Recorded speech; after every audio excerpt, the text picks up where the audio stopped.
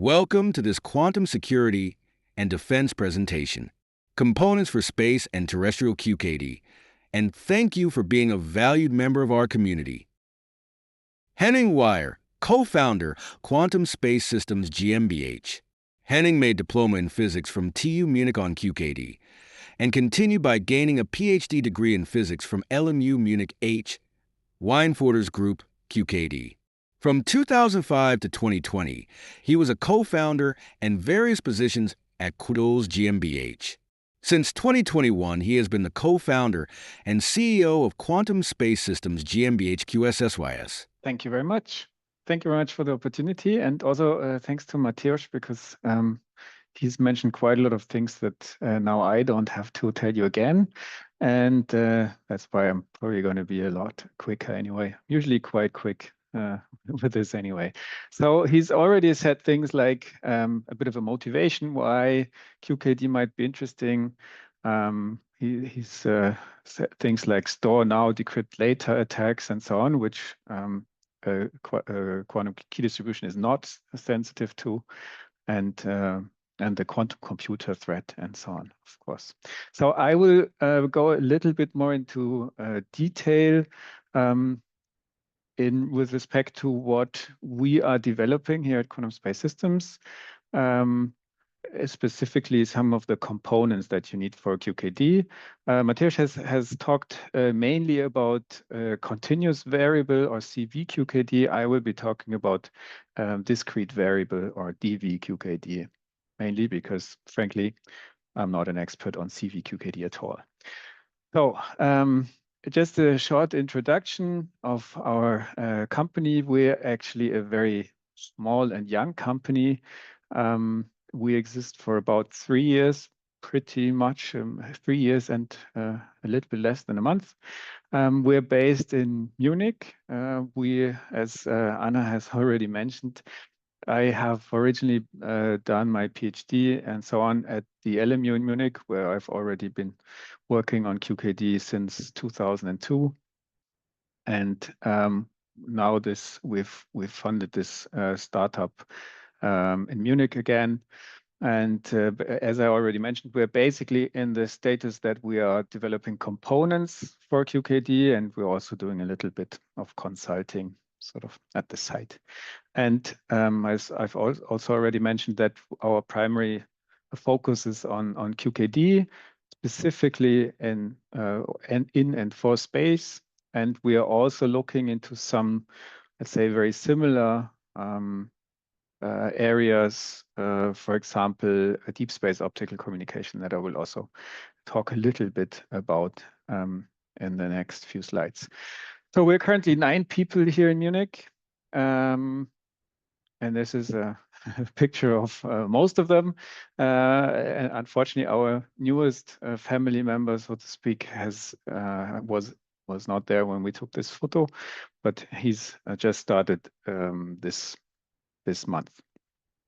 So just as a quick overview, because this might be confusing from time to time, we at Quantum Space Systems have 2 sister companies.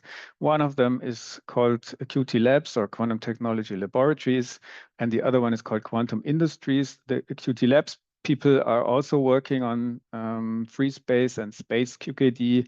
The Quantum Industries guys and girls are working on fiber-based, entanglement-based QKD for terrestrial applications. And in total, we're, I think, closer to 60 employees now. But the German part in Quantum Space Systems is one of the smaller and younger sisters. Right, we've already mentioned that I am not that young anymore, and I've been working in this field for quite a long time. So I've been part actually in these two leftmost experiments, which were still done at university, or the 2 universities mainly, and some other partners too. So this was eCookie from Vienna, and the LMU from Harald Weinfurter's group.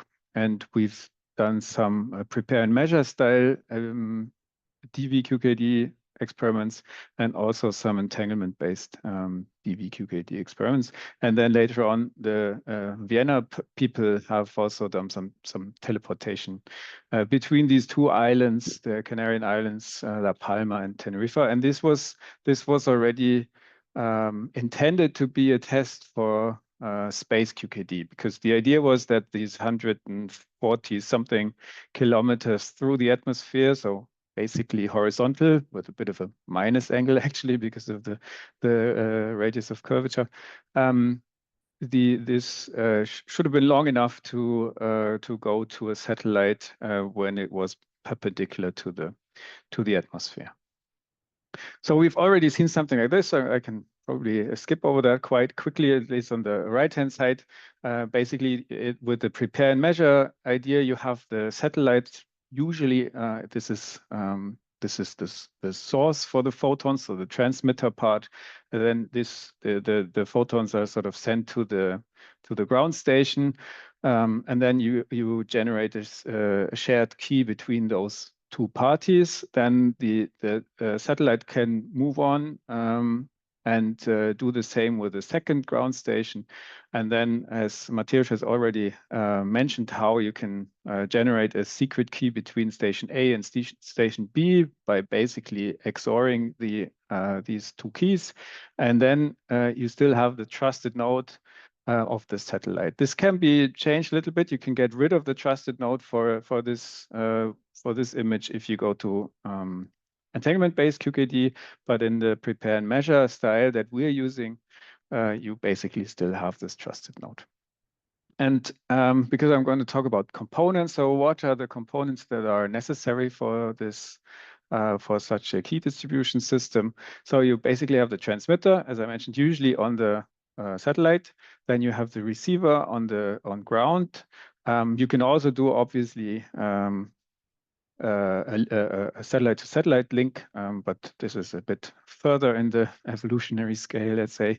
But you also need some additional technologies. You need to track the beam, probably on both ends. You need to make sure that you still see the photons from the satellite. You need to take care of the synchronization so that they always talk about the same photons or detections or whatever.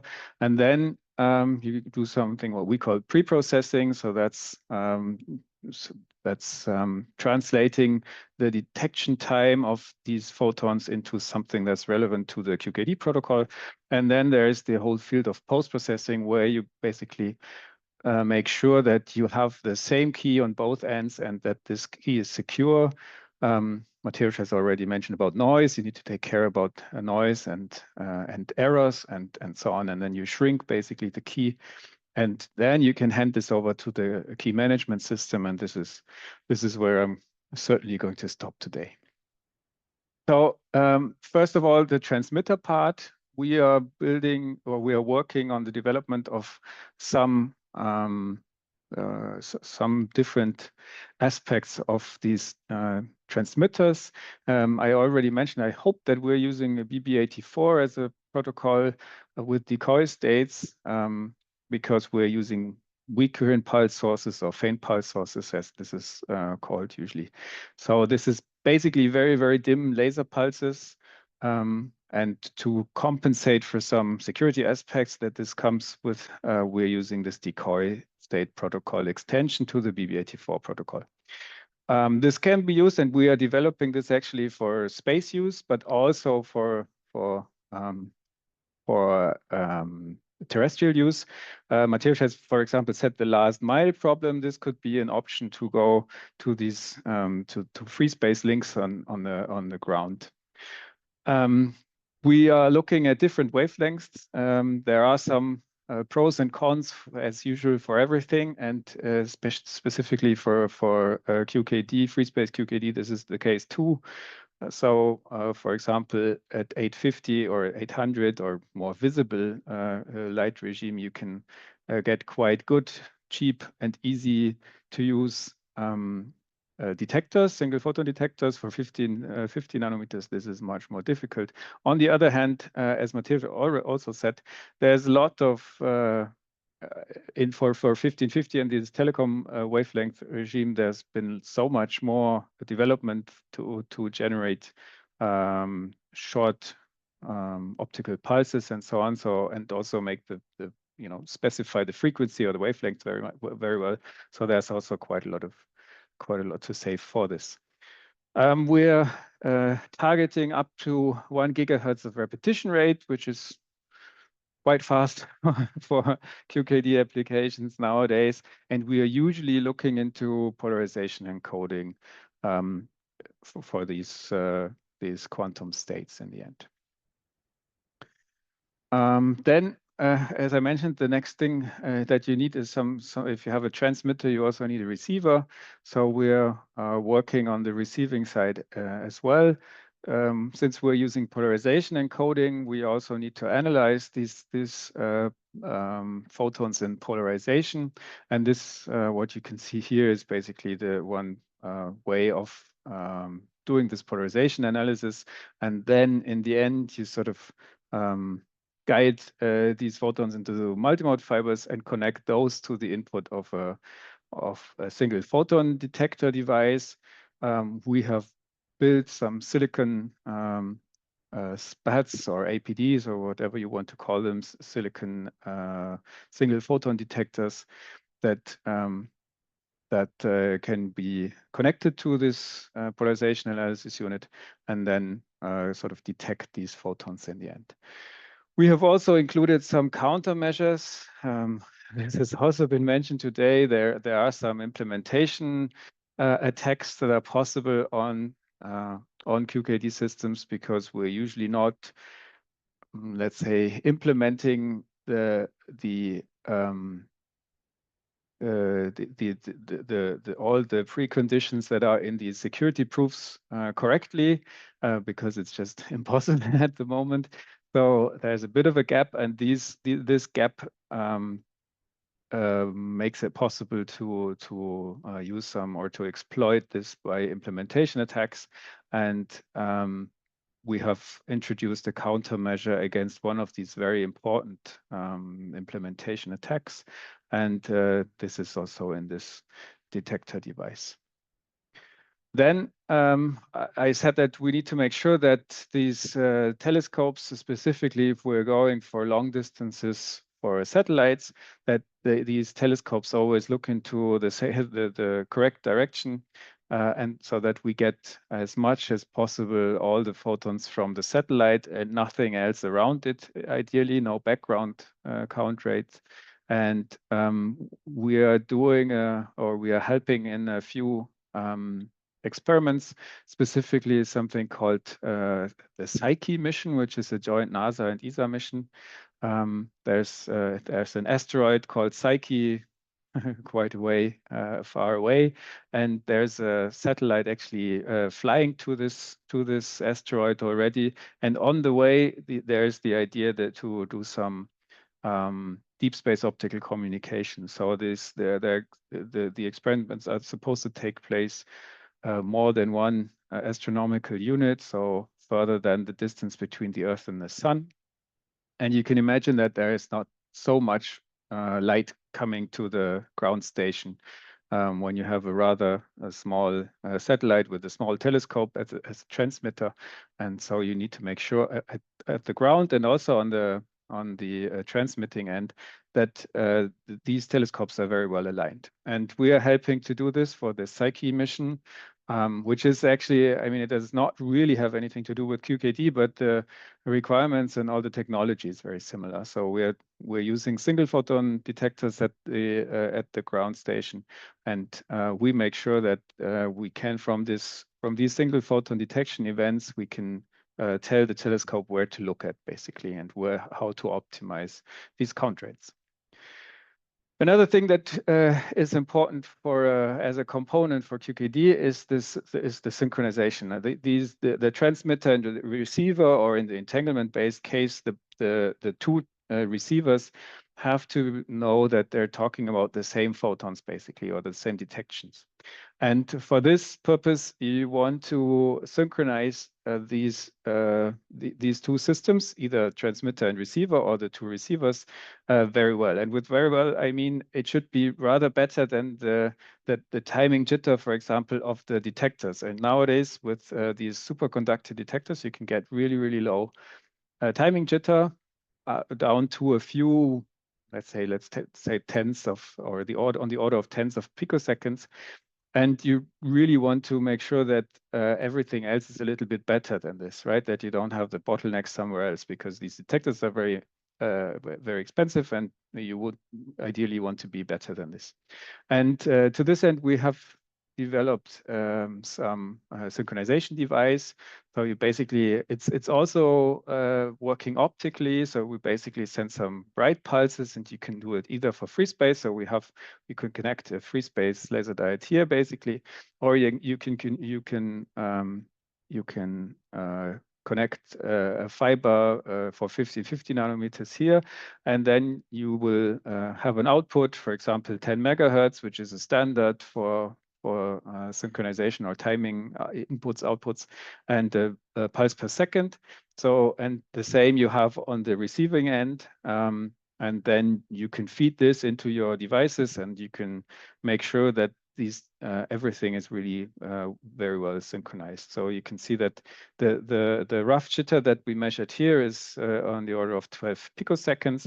And actually, we've measured this with a time tagger that has a raw timing jitter of around 10 picoseconds, so that if everything works well and everything is nice, playing nice, then the jitter of our system should be only on the order of a few picoseconds. And the same is true for the PPS. This is actually a little bit larger, but that's mostly also due to worse statistics, because you only have this pulse per second once per second. Right. So, and with this, I'm already coming to an end. I put a few of these components here. So we're working on the transmitter, or actually on several transmitters. We're working on the receiving end. We're working on the single photon tracking.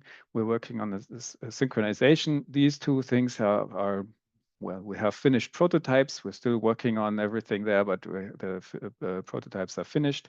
I haven't talked about this pre-processing yet, but this is also something that we're working on.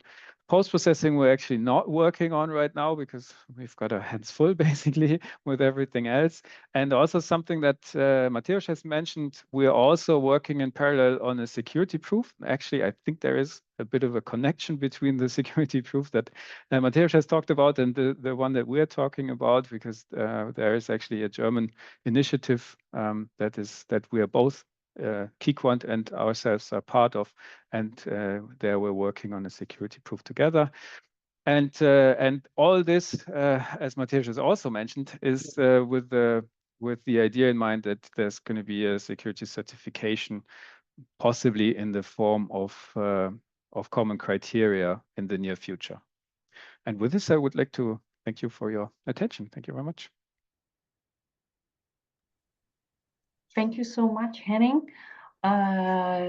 We have time for questions, and then, of course, for the old questions. But let's start with the questions to your presentation. You will need a lot of ergo. I'm not sure if that was supposed to be like on board to move the satellite. That was from Fred. We will need a lot of what? Sorry?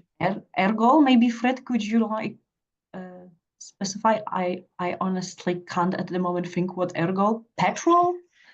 Power? I don't know. Power? Fred? It's your question. ERG poll. Do you see that? No, I can't. Sorry, since I'm sharing the screen, I don't see the. Oh, hydrogen and oxygen. Hydrogen, okay. So I guess power consumption in the end. Power consumption. Petrol, well, yes. And then, okay. yeah, to move the satellite. Yes. Okay. Yeah. I mean, but seriously, of course, size, weight, and power are a big concern when it comes to especially the spaceborne part, obviously, and this is one of our main areas we're working on to get the whole thing very small and not very energy hungry. Okay. And then there is a question from William Slatter. For the communications with the Psyche probe, you using the interplanetary internet protocol for that format communication? To be honest, I'm not aware of this protocol, but I think it's unfortunately a pretty standard protocol that they're using. I'm not exactly sure whether I'm allowed to disclose it, but it's just a very standard optical communication protocol. And I will read up on this. I haven't come across this yet. Okay, and then from Anoy, is QSSYS also exploring twin field QKD for space communication? That's a good question. The short answer is yes, because we think that this is probably the way to go, something in the direction of twin field, something where you get sort of, I mean, the idea behind this class of protocols, let's say, whether it's measurement device independent or twin field or whatever, is that you have a lot less, if possibly maybe none, of these implementation attacks. And that's the idea behind this, to make this even much more secure. The problem is that technology-wise, it's a lot more challenging, and we're not quite there yet. But we are looking into this quite with a lot of interest, because we think this is the way to go in the end. We would also get rid of this trusted node problem, right? So that would also be, at least for let's say a point-to-point on Earth with one satellite in between. So all of these things are very, very interesting. But we think somebody from ESA called it the low-hanging fruit. I'm not so sure whether it's so low-hanging at the moment, but we're going for prepare and measure at the moment. So one step after the other, basically. And one more question from Fred. How do you do the synchronization, the time when you have all the time a different distance due to the travel cycle, so the relativity is not synchronized? That's a good question. The good answer is we don't really care. So otherwise it would be really, really, really, really much more difficult, if not impossible. So what we really need to make sure is that we're talking basically about the same time slots or whatever.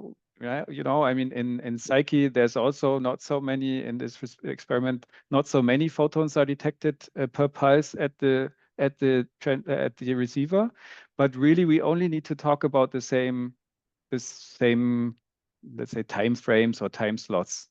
And this, the path of the photons is basically the same. So they both see the same, let's say, Doppler shift, whatever, and also relativistic effects, so that these things don't really give us any trouble. Otherwise, it would be really problematic. Not to say it would be a bit of against the physics, and that's always bad. Okay, we have a next question from Florian. With satellite twin field, what is the expected distance you can cover with LEO? Is the twin field with GEO realistic? That's another good question. And to be honest, I don't have any numbers I can give you at the moment. I'd have to ask our experts. We think it's possible, at least for LEO. At the moment, most of the development look like they're going for LEO anyway, in short term and maybe possibly also longer term. So for LEO, we think it's possible, but I mean, it's really much more challenging than what we're doing at the moment, and this is already quite challenging. So, Thank for you watching these presentation highlights. yeah, we thank you for being a hope valued that member very of our much that it's going to community. be possible. We and hope it's you gonna- enjoyed and this the route presentation. is going to that direction, but it'll take a few more years, I'm pretty sure.